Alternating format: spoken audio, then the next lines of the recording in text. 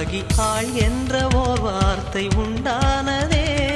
காதல் என்ற மந்திரத்தின் மாயம் என்ன, கல்லும் முள்ளும் இப்போது பூவானதே.